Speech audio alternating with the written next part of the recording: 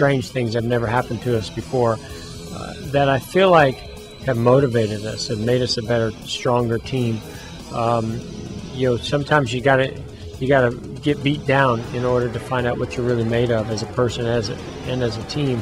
So to be able to fight through all of those things, and at times think we're never going to make the chase, and then to go to that final race at Richmond and make the chase in those circumstances was amazing accomplishment.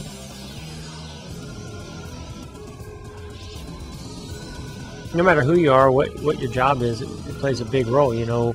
Being a parent is one of the greatest things that you can ever achieve and experience, but it's also one of the toughest things that you'll ever do. So, trying to stay focused on your job and mine being a race car driver, and do the best that I can with that, as well as balancing out family life.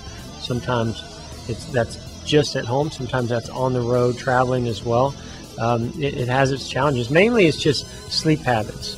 I've had to learn how to go to bed much earlier, get up much earlier, and I'm usually ready for bed at 10 p.m. now at the end of the day, because you're just so exhausted with the energy that your kids have. But it's at the same time, as you lay down, you go, wow, what a great day that was.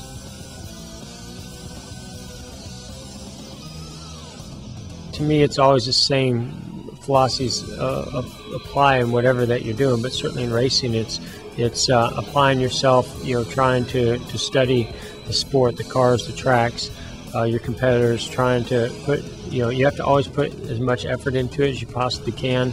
Always try to push yourself to be better. And the team has to do the same thing with the cars and the strategy and pit crew, the whole thing.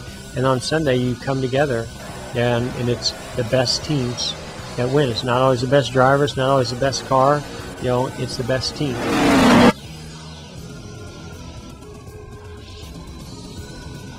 Live on Saturday Night Live, and even Regis and Kelly, because it's live, that's about as heart pounding as it gets, sometimes more than going and making a qualifying lap at Bristol or Texas.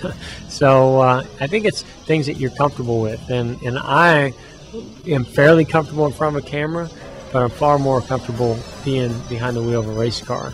And so anytime I'm in a live TV situation, I'm out of my element, and my heart is pounding, and it's excruciating, even though I don't always show it.